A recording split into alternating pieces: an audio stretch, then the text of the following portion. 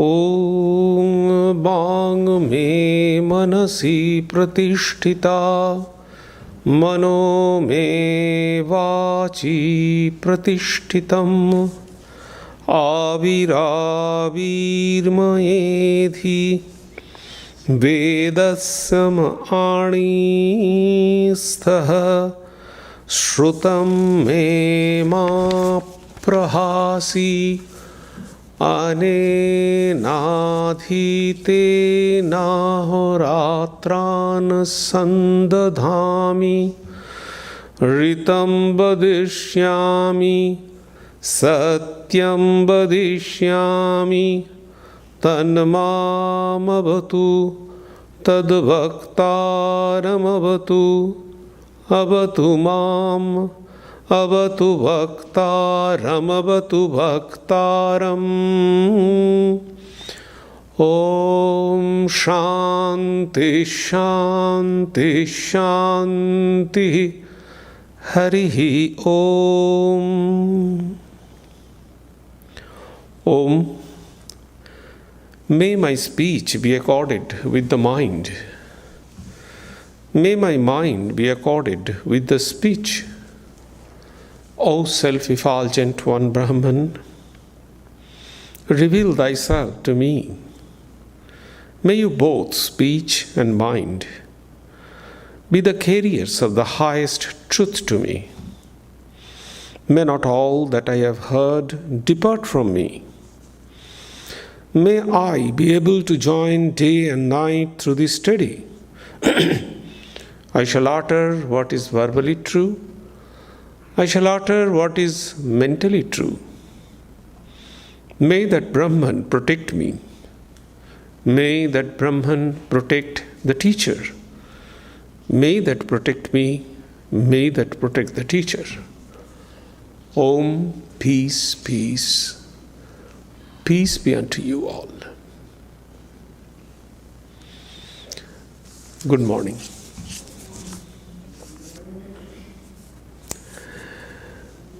In India, tomorrow will be the Kali Puja. But we are going to perform Kali Puja at our San Jose Center on next Saturday. This morning I am going to speak on Holy Mother Sarada Devi, to whom we consider as Mother Kali.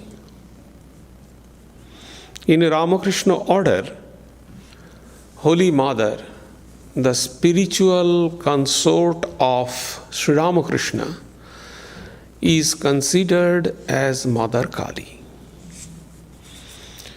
I have kept the title of this talk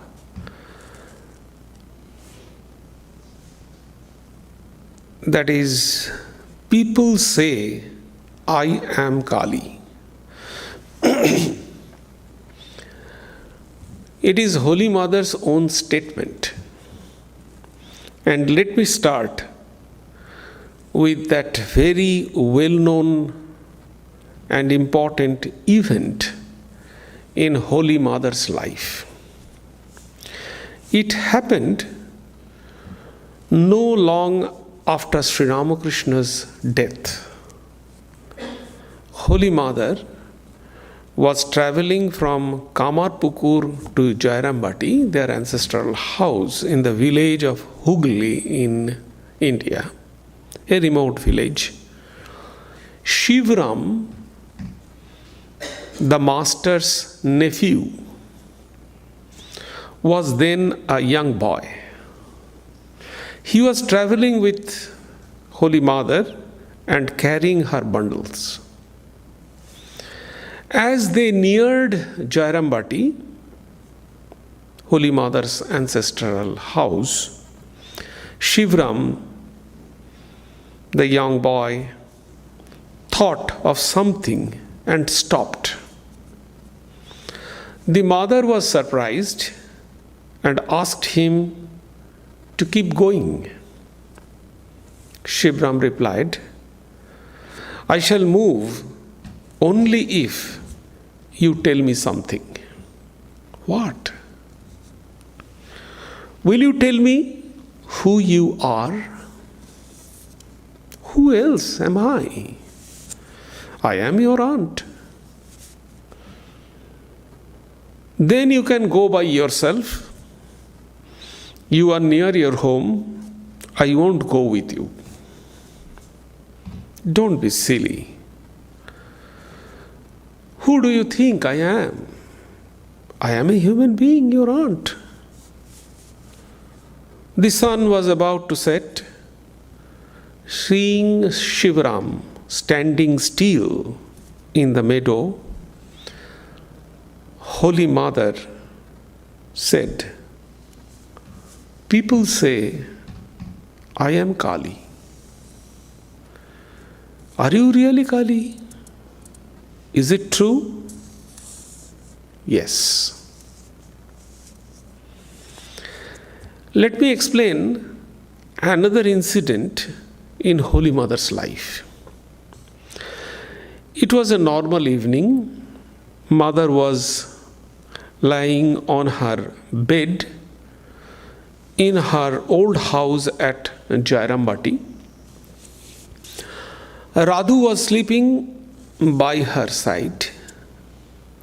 Low oil lamp was shedding more shadow than light.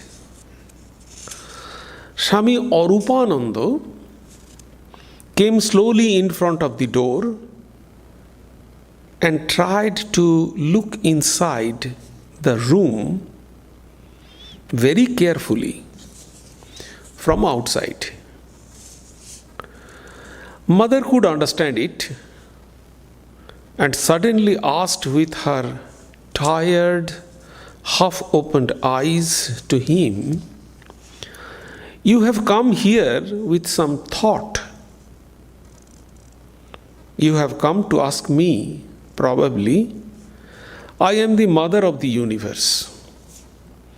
Swami Arupananda was spellbound, but smart enough.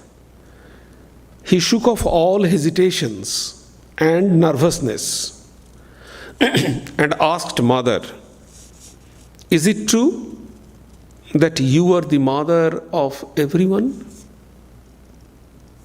Yes. Even you are the mother of all these animals? Yes, I am. Those who are familiar with the Ramakrishna order and have gone through the lives of Holy Mother, Sri Ramakrishna, and other direct disciples of Sri Ramakrishna, they believe that Holy Mother Sharada Devi to be the mother of all and none other than Mother Kali.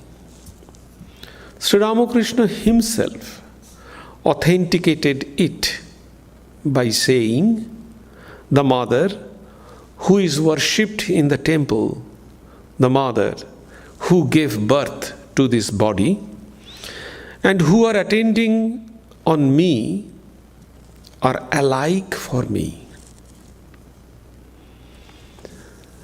But it is very difficult to comprehend or understand this truth by applying our insignificant logic.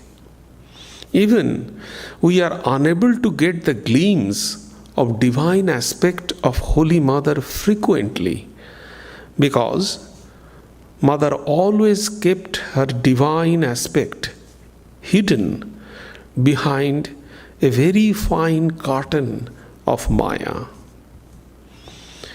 If we carefully analyze the previous two incidents that I just have mentioned, we can comprehend that she said, people say I am Kali. By saying people say, she put the veil of Maya before her. It means I am not revealing myself, But people say, in the second instance, Holy Mother asked, "You have come to ask me, probably I am the mother of the universe." Here also, by saying probably, she kept herself hidden. There are many other instances when Holy Mother kept her behind a subtle veil of Maya. But sometimes her divinity flashed out accidentally, and devotees were blessed by experiencing the flavor of it. Shakti in Indian philosophy has been described exactly in a very similar way. Shakti is always veiled by a subtle curtain which is called Maya. Sri Ramakrishna used to say, Brahman and its Shakti are identical, just like a snake and its triangular movement. We do not see triangular movement in any other animal but a snake. Similarly, we cannot call any reptile a snake which does not have triangular movement. Even if they have a triangular movement, we may call it is snake-like, not a snake. This identity of Brahman and Shakti is very difficult to understand because of an incredible power which is called Maya. Brahman cannot be seen because it is subjective. Nothing subjective we can see. We cannot see our face. We cannot see our eyes because these are subjective. We can see only the reflection of our face. We can see only the reflection of our eyes. So when subject I reflects, it becomes object. So we cannot see any subject. We can see the object, which is the reflection of subject. When subjective Brahman becomes objective by reflecting from Maya or by reflecting from our buddhi or intellect, it becomes Mother Kali. Subject cannot do any work. Only object can do. Thus, Mother Kali creates, sustains, and destroys by the presence of subject, that is Shiva, who is lying under Mother's feet. Sri Ramakrishna gave a fantastic example of the function of Shiva and Mother Kali. In a marriage ceremony of daughter, mother runs everywhere, arranges all tidbits, starting from the invitation of guests to the marriage rituals. Father sits inactive on an armchair and puffs hookah. Although mother is active for some important decisions, she goes to her husband to ask, and the father only nods the head for giving permission or rejection. So mother is active and doing all the works, but father's presence is required. Without father, mother cannot work. In a similar manner, Shiva, although lying down as Shava, dead, and Mother Kali is active, yet Shiva's presence is required. Otherwise, Mother cannot work. Only in the presence of Brahman, though inactive, Shakti can work. Devotees of Ramakrishna order believe that Holy Mother is the Shakti of Sri Ramakrishna. They are not different, but only the reflection. The difference is this: in reflection, we see the same form of the subject, but here the form is different. That is the only difference because of Maya. By the presence of the power of Sri Ramakrishna, Holy Mother continued her spiritual ministration for a long time after the passing away of the Master. Probably, we could not have seen the total divine play of Sri Ramakrishna without Holy Mother. It does not mean that Holy Mother did not have power. She was powered by Sri Ramakrishna. It is not that. I am trying to explain that they both are one. The spirit is one, but in two forms.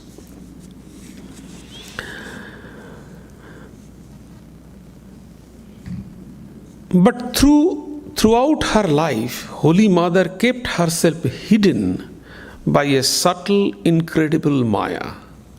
How can we know or understand that she is Kali unless she herself reveals it to us? Rightly, Girish Chandra Ghosh said, "It is difficult for human beings to believe that God may incarnate in human form like any of us. Do you realize that you are standing before the Mother of the universe in the form of a village woman?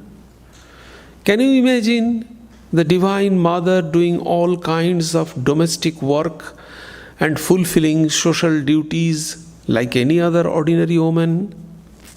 Yet, she is the Mother of the universe, Mahamaya, Mahashakti, appearing on the earth for the salvation of all creatures, at the same time exemplifying the ideal of true motherhood." According to Advaita Vedanta, Brahman is inactive, without any attribute or quality, self-effulgent, self-luminous, the awareness.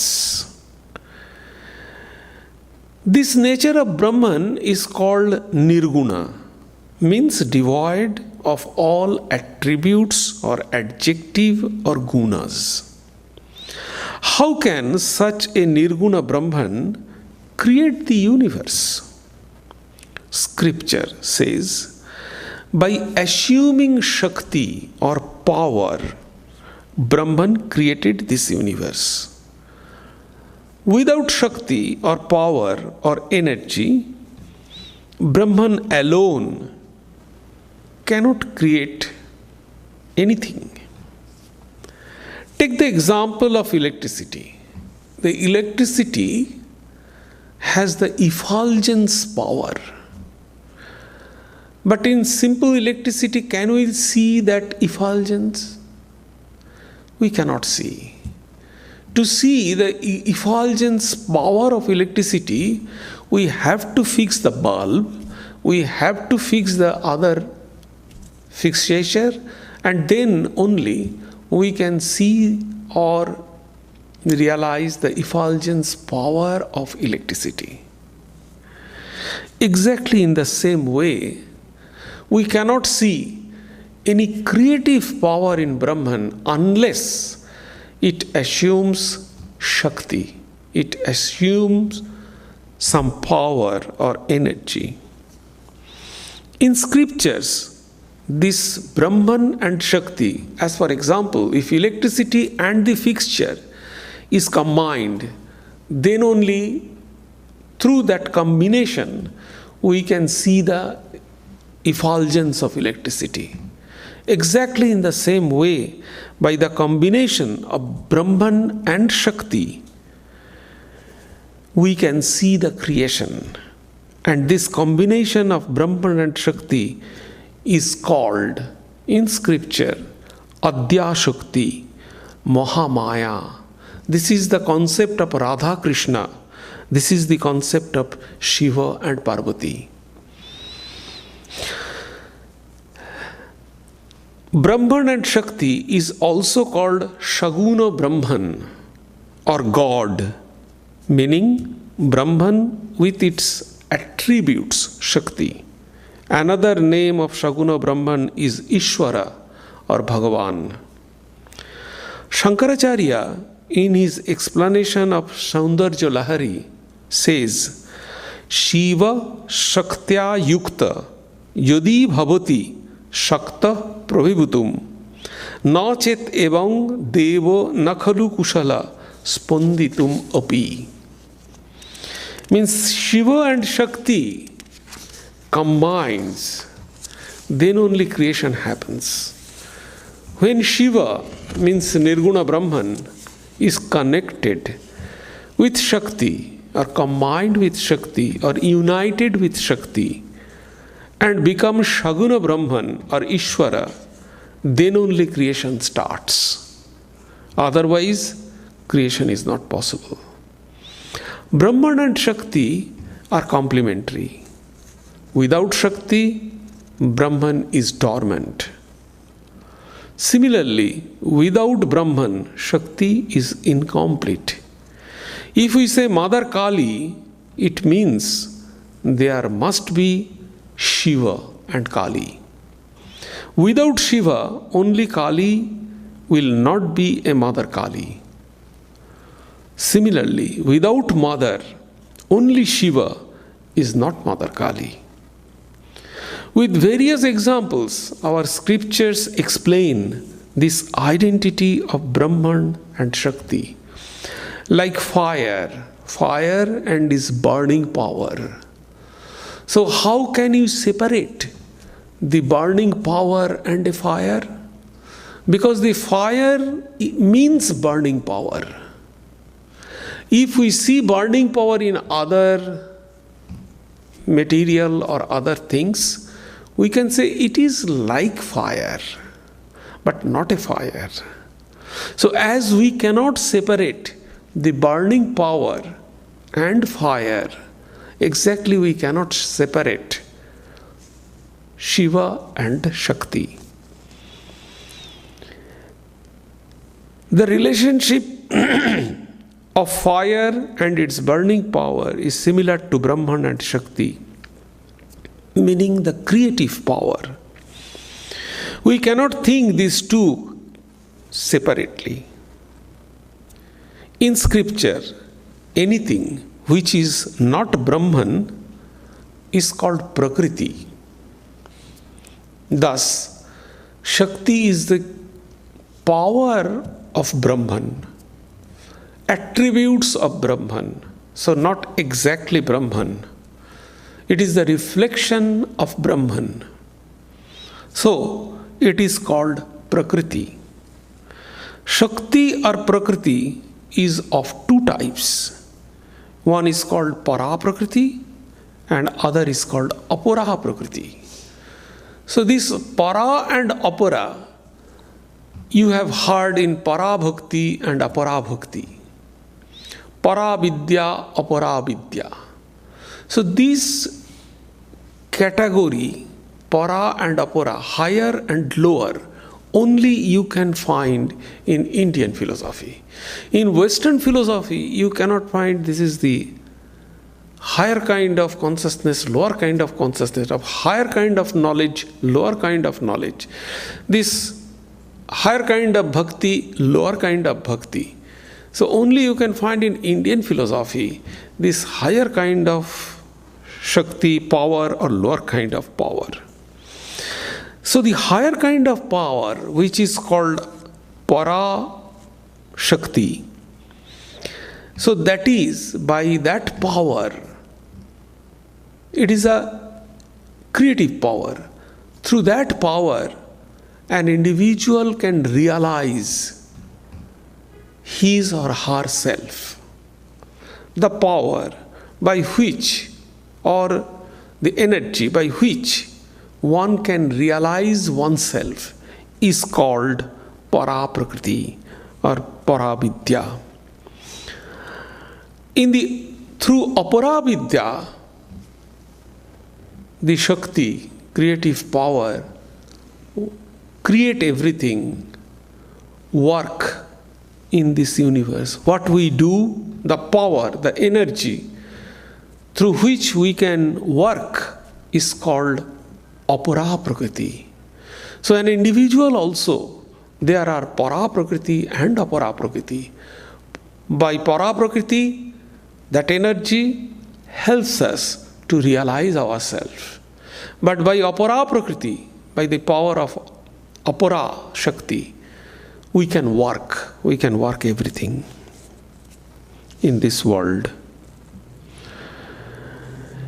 In other word, the whole Jagat or universe is nothing but the play of Apara Prakriti or Apara Shakti. When Apara Shakti is dormant in Brahman, we cannot see any creation. Take the example of a tree. When it is dormant in a tiny seed, we cannot see the vastness of the tree. But when the energy of the tree becomes active, it penetrates the seed and becomes a gigantic tree, produces fruits, flower, etc. So this is the function of Apara Prakriti or function of Apara Shakti. In creation, why does the dormant Shakti becomes active? Why Parashakti becomes Apara? Scriptures say that by the wish of God, an imbalance in movement among the Prakriti. So in normal case, within an individual and in the Prakriti, in the universe, in the Jagat, everything is in equilibrium state. The default state is equilibrium state in an individual, in the world. But when the equilibrium is imbalanced, what does it mean? It means the Satya, Tamas and Rajas, when it is imbalanced, then creation starts. Our activity starts, we start thinking something, doing something. It shows the imbalance of these three things within an individual. The Sattva, Tamas and Rajas. When one is predominant, we can find the effect of it. When we want to meditate, that means the Sattva is predominant in an individual. When we want to work, then the Rajas is predominant within one. When we become angry, when we become jealous, that means the Tamas is predominant in us. So, when it is in equilibrium state, no creation. And that is the ideal state according to the scripture. the equanimity of mind, the equanimity of the state. And that is why creation starts.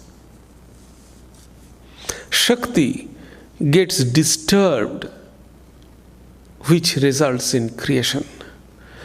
Creation means the divine play of Shiva and Shakti. I have already mentioned that Shiva is considered inactive and devoid of all attributes. The Shakti is active and it does all creation. In the introduction of Bhagavad Gita, Shankaracharya says, it is a very famous verse, because of creation, Avatara incarnates. The incarnations, they assume the form of human being. In Sanskrit it is said, Ajo Abhaya Bhutanam Isharo Nitya Shuddha Buddha Mukta Shabhavopi San Sa Mayaya Dehobani Bajata Ivo Lokanugraha Kurban Iva Lakshate. Though himself is unborn and immutable, Lord of beings, and in essence eternally pure, awakened and free, appearing through his Maya as if with a body and as if born, is seen as working for the welfare of the world. The same principle can be applied in the birth of Jesus. The power for the good of the humanity assumes human body and as if born. It is not immaculate, It is not they are born, as if they are born, as if with a body. We heard the same truth echoed from Girish Chandra Ghosh's voice when he says Mahamaya, assuming the Maya, Mahamaya, Mahashakti, appearing on the earth for the salvation of all creatures, and at the same time exemplifying the ideal of true motherhood. Shakti, or active power of Brahman, incarnates in this way as Avatara. Holy Mother incarnates as the Shakti and accompanies Sri Ramakrishna, who is Nitya Niranjanam Brahman, just as Radha accompanied Krishna, Parvati accompanied Shiva, Kali accompanied Shiva to create, sustain and destruct. I repeat once again, the creation is nothing but the divine play of Shiva and Shakti, or Shiva and Kali.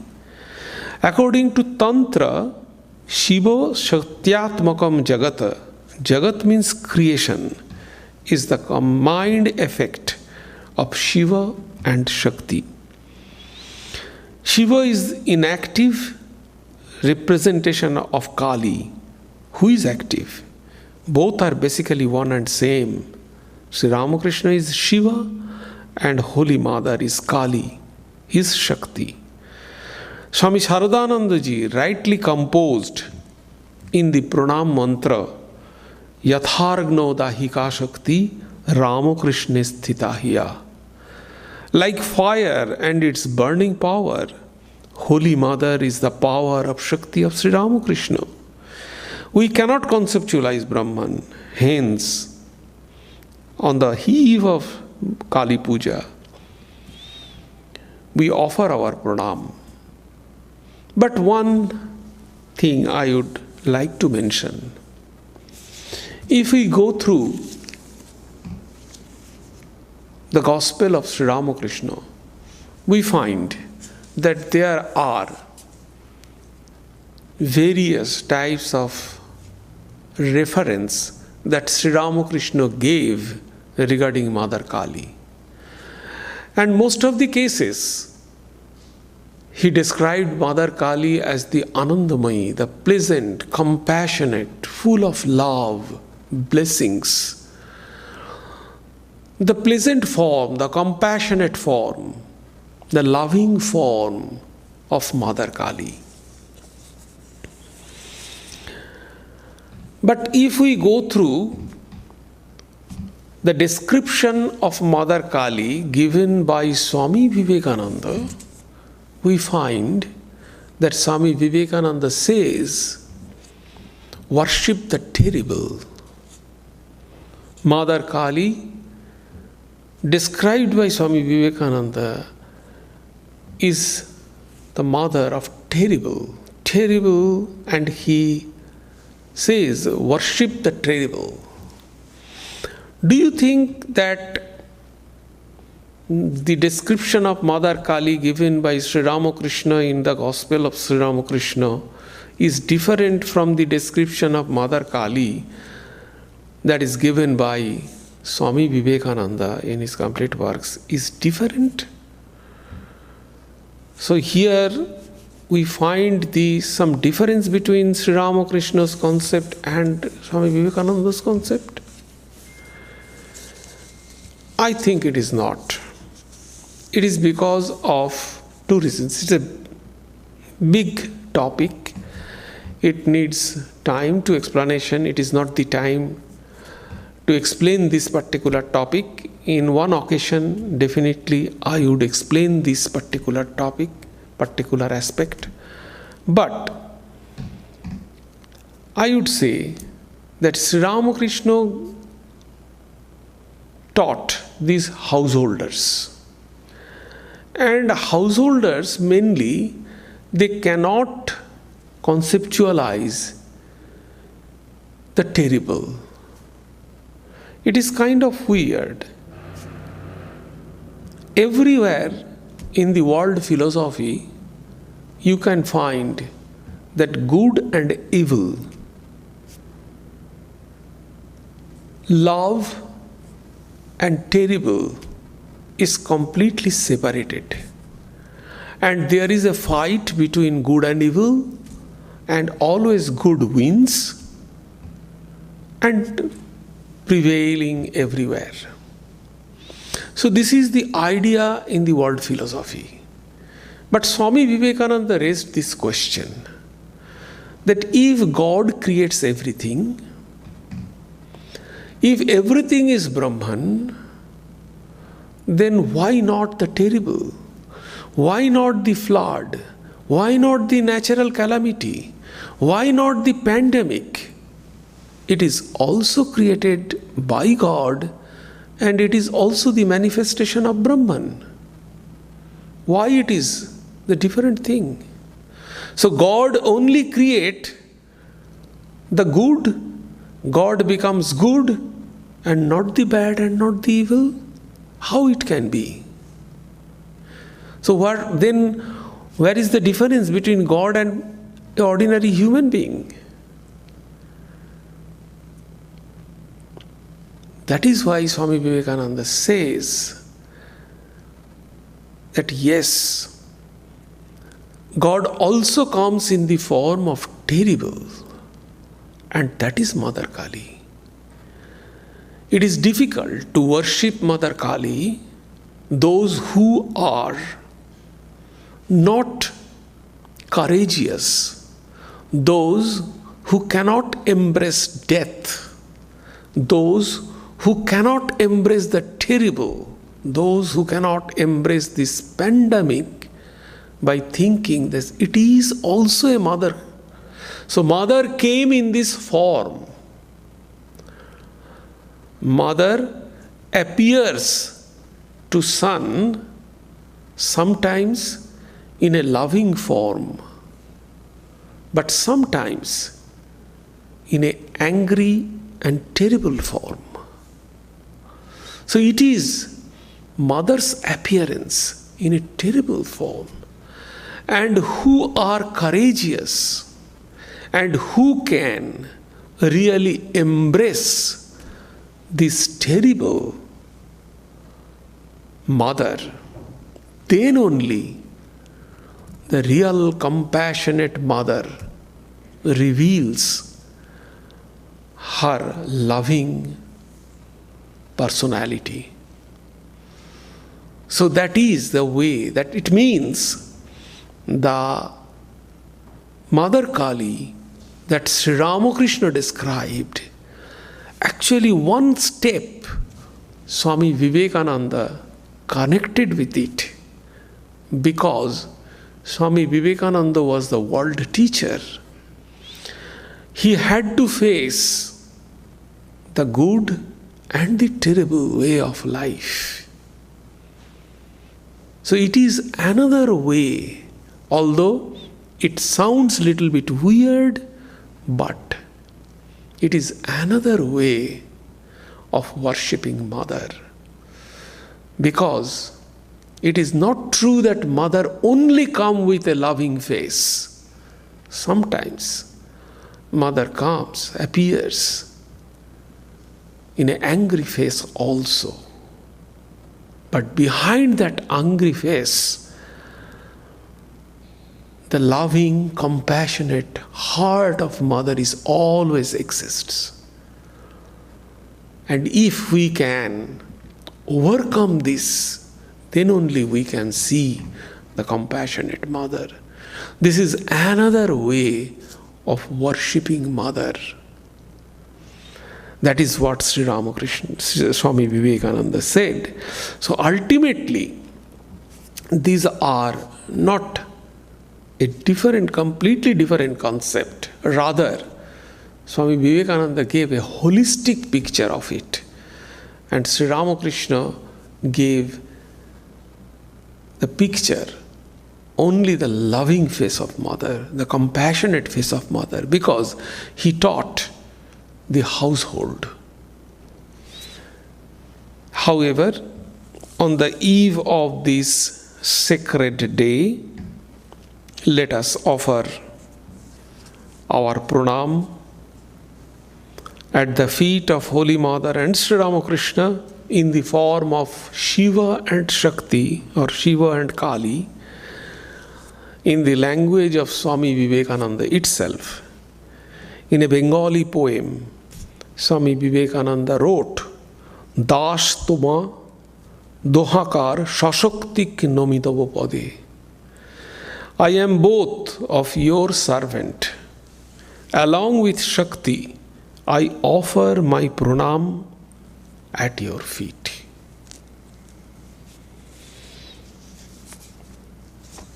Thank you. Do you have any question?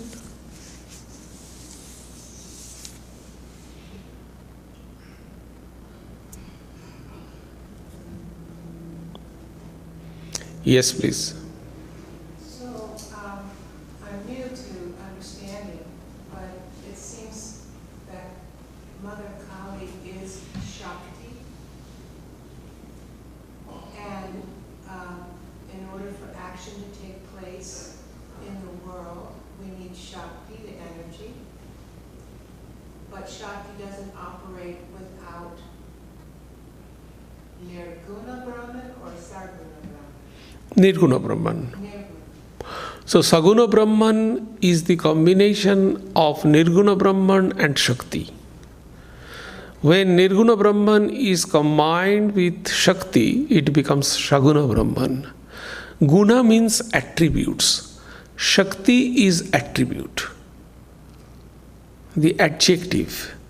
So when Nirguna Brahman is connected with some adjective, it becomes Saguna Brahman. So Shiva, in the depiction of Mother Kali with Shiva, Shiva is representing Nirguna Brahman. Exactly. Yes. Tomorrow is also Diwali and the worship of Goddess Loki. And so I'm wondering, is there any connection at all? Yes, definitely. Definitely. Actually, Deepavali or Diwali, it is the celebration of fire or light. So the fire, Kali is considered as a fire because What does it mean by Kali? The word Kali came from the root word kalan or kala. Kala means time. Who can swallow the time? Timeless, beyond time. So, who can swallow the time? That is Mahakala. Mahakala is Shiva. And who can swallow the Mahakala is Kali. So Kali, Kalan or swallow the time. So she is timeless and swallow everything, the papa, punya, everything. So why in his waist there is a garland of cut hand? Because she can give the fruits of work. She can take the fruits of work. She is the manipulator of the fruits of work in this universe. So she can swallow everything. She can consume everything. And the fire can consume everything. So she is considered as fire. And she was standing like a tribhanga, like a three bending. So fire is always like a, in a carved, always the flame of fire is all blinks in this way. So she is like that. The fire, the light of, the color of fire is red. And she has a red flavor, although her complexion is black. But why it is black? If you apply the science, the black color means it consumes all the colors. It do not reflect. It doesn't reflect any power, any color.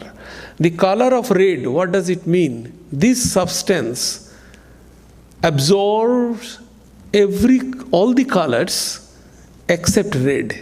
So that is why it is red.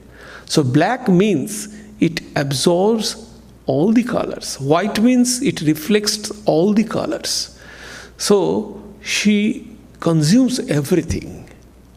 That is why. So that is why Deepavali, the light or fire representing Mother Kali, number one. And in cremation ground also. So the fire, that is also connected or resembling the Mother Kali. And Lakshmi is actually, it is said not Lakshmi Puja, it is called Alakshmi Bidai, means moving out Alakshmi. Lakshmi is the good thing, Sri, it is beauty, it is wealth, it is good. So, worshipping this Lakshmi means, actually it is Alakshmi Bidai. By worshipping her, we are driving out what is not good, what is evil, what is bad.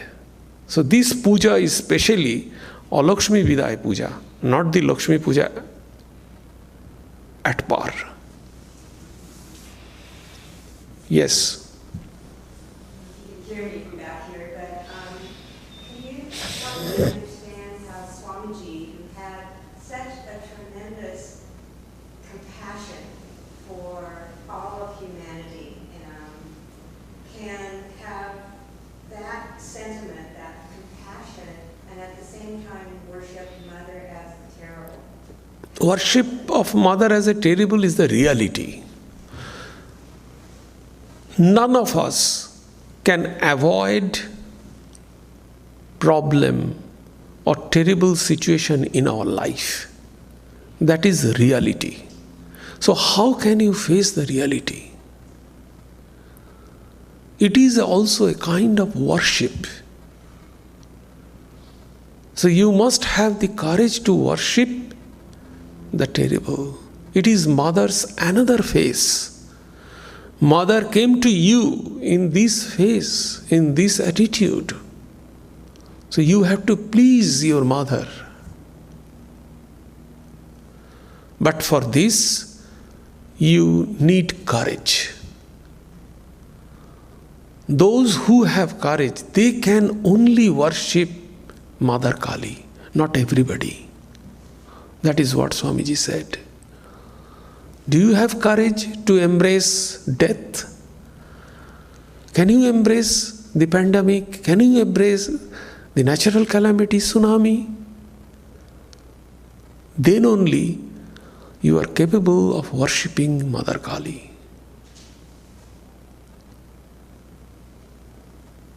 And only when you can please Mother Kali, then you conquer this universe. Yes. Just one more clarification. So when we see the things that are happening in the world that are painful, we see children dying, that takes our heart. How do you think about that and worship the terrible at the same time, or you can't? Is that what you're saying? It is because, from childhood our concept of God is always pleasant. If there is anything bad, if there is anything terrible, if there is anything unfavorable, that is the act of evil. So we separate always good and evil.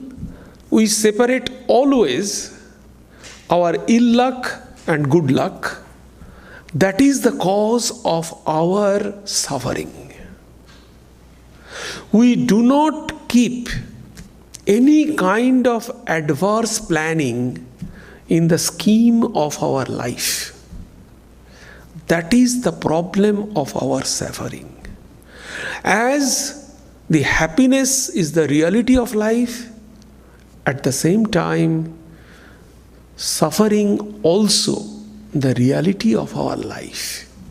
Both are equally real, but we do not want to think this. We do not want to include suffering in our life scheme. That is the problem. If we think it as a normal, suffering is also reality. As happiness is temporary, suffering is also temporary. Both are temporary, unreal. If we can think this from the beginning, then our suffering will be lesser. It doesn't mean that our suffering will go away. No, suffering will come, but we will suffer less.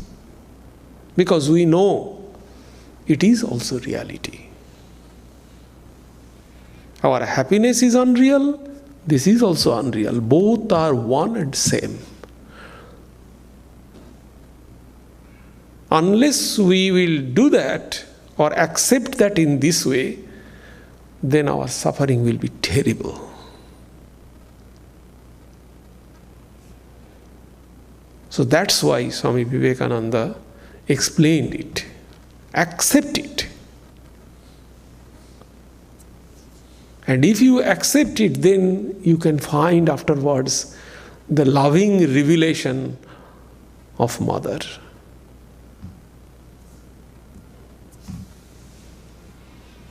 Yes. Whenever I contemplate this, I always think about compassion and how it generates compassion in me when I contemplate suffering in others. And as opposed to being indifferent, like maybe a naive way of thinking, oh, I'm accepting suffering, it's just illusory. Somebody just died right there, but I'm not really, I'm not invested in it, I don't really, because it's illusory. Versus this art of being able to be compassionate when you see suffering, even though you know it's illusory. Find it to be a really Yes. difficult. Yes. This is called the spiritual maturity. This is called spiritual maturity. You can understand the chocolate. It will only 2 minutes, then it will be finished. But a kid, it cannot understand that. It thinks it will stay for long. Why? It is because you are matured. You see the world in different outlook.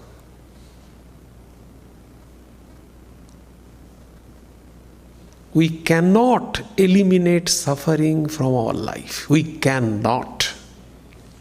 So if we have to accept that, accept in a smarter way, accept in a decent way.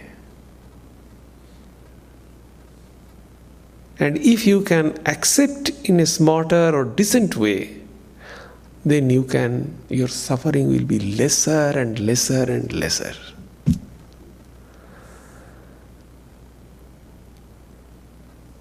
In other way,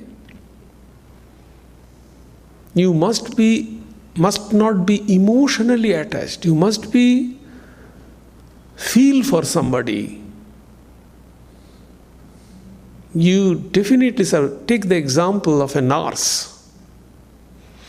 In a hospital, a nurse works. Total self-sacrifice. A doctor. But when the patient dies, if they are emotionally attached, they cannot do this nursing work or operation again. But they are doing.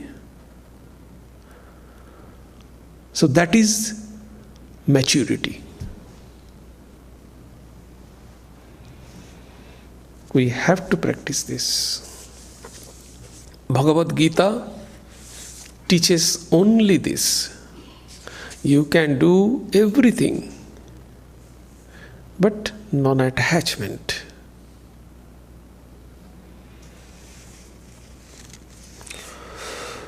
Om Shanti Shanti Shanti Harihi Om Sarve Bhavantu Sukhinah Sarve Santu Niramaya Sarve Bhadrani Pashyantu Ma Kaschit Dukkham Apnuat Sarvastarotu Durgani Sarvo Bhadrani Pashyatu Sarva Sadbuddhimapnotu Sarva Sarvatranandatu Durjana Sajjano Bhuyat Sajjana Shantimapnuat Shantamuccheti Bandhibhyo Muktaschanyan Vimochayet.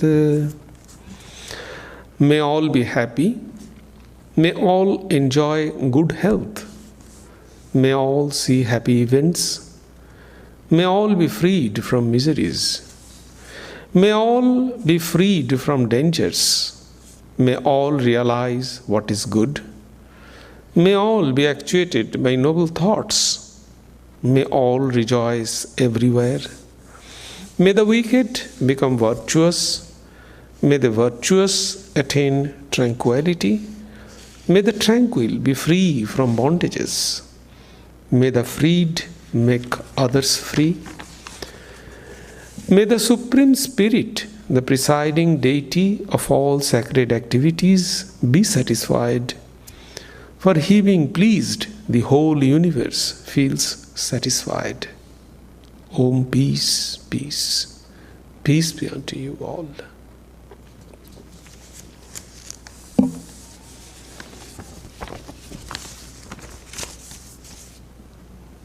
So here is some announcement. Next Sunday we do not have any Sunday service here, because on Saturday we will have Kali Puja at our San Jose Center.